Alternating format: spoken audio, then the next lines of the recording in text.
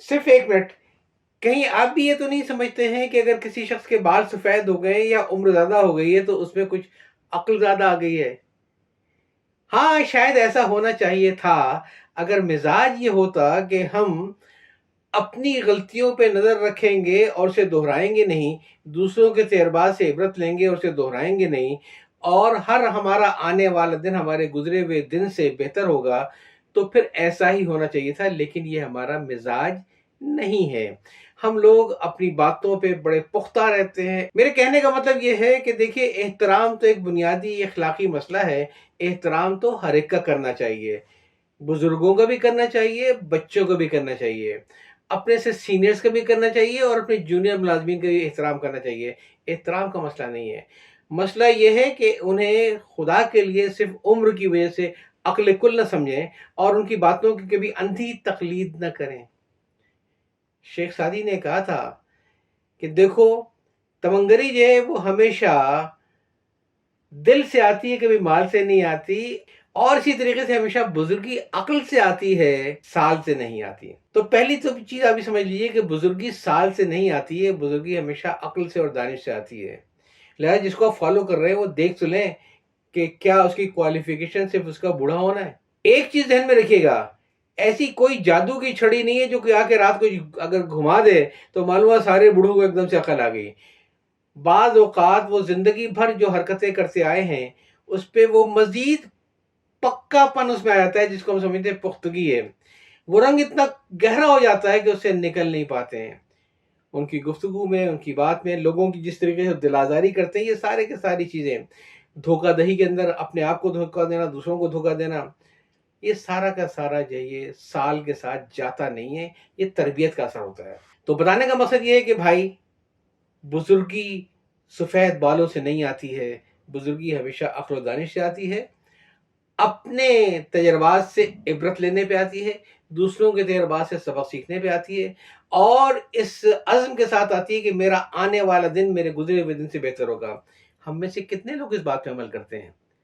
हम तो जो कह देते हैं वो पत्थर पे लकीर रहता है, उस पे हम कोई दूसरी राय सुनने को तैयार ही नहीं होते हैं। और सोशल मीडिया देख लीजिए, मेरा ख़्याल है कि आजकल एक तो हमारे टीनेजर्स और एक हमारे 60 प्लस जितनी ज़्यादा इसकी सख्त ज़बान इस्तेमाल करते हैं, शर्म आती है कभी-कभार। बात सिर्फ़ इतनी सी है कि ज़हन में रखिएगा कि भाई, बुज़ुर्गी और पुख्तगी जो है, कभी भी उम्र से या सन से नहीं आती है, हमेशा अक्ल से आती है। बाज़ औक़ात आदमी बूढ़ा भी हो जाता है तो उसकी हरकतें वही होती हैं। बिल्कुल ऐसे ही जैसे अगर कोई कहे कि जी मेरा 12 साल का तजुर्बा है। अरे भाई, तू 12 साल से एक ही गलत बात को बार-बार दोहराता आया है। अब तेरा सुधरना मुश्किल है। कोई नया होगा सुधर जाएगा।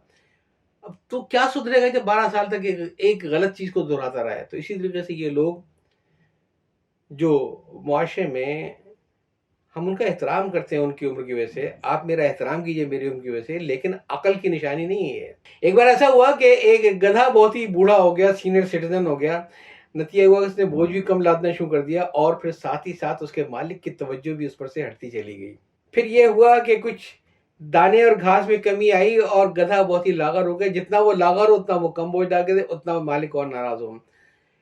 फाकों पे नौबत आई तो निकल गया घर से और करीब के एक गांव की तरफ जाना रुख किया उसने। रास्ते में उसको एक गिदड़ मिला। उसने कहा, दादा कहाँ जा रहे हो? तो गधे ने बताया ये कि क्या बताऊं, सारी उम्र खिदमत की थी मैंने अपने मालिक की, और बुढ़ापे में आके इसने मुझे छोड़ दिया। कई दिन के फाके से हूं, समझ में नहीं आ रहा क्या करूं, शायद कहीं कोई घास मिल जाए। गिदड़ बोला, दादा मसला कोई नहीं है, करीब ही में एक बड़ा खेत है, बिल्कुल तैयार होगी वह खीरों की फसल। क्या खीरे हैं? हाँ, उन्होंने थोड़ी सी बाड़ वाड़ लगाई हुई है, लेकिन मुझे मालूम है हम कहाँ से अंदर घुस सकते हैं। दादा तुम मेरे साथ चलो और आज मौजे करो और खूब खीरे खाओ।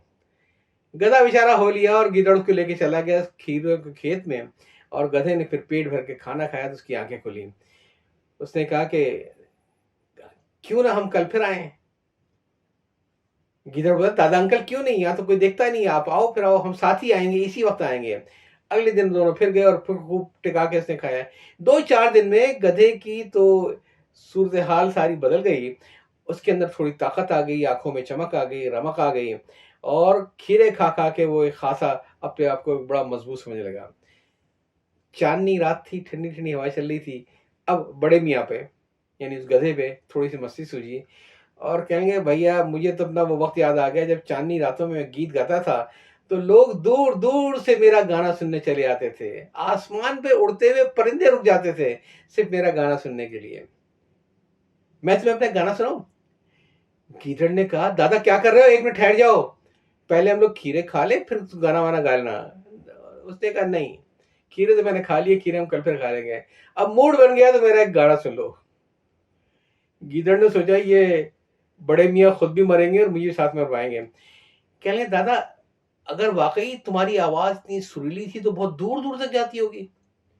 हाँ हाँ, क्यों नहीं, बहुत दूर तक जाती है। कह रहे दादा फिर ऐसा करते हैं कि मैं बाहर निकलता हूँ खेत से, तो दूर जाके खड़ा होता हूँ और तुम्हारा गीत वहां से सुनूंगा, और जहां तक तुम्हारी आवाज आएगी मैं तुम्हें इशारा करता रहूंगा कि यहाँ तक तुम्हारी आवाज आ रही है। गधा बड़ा खुश हो गया, उसने कहा ठीक है।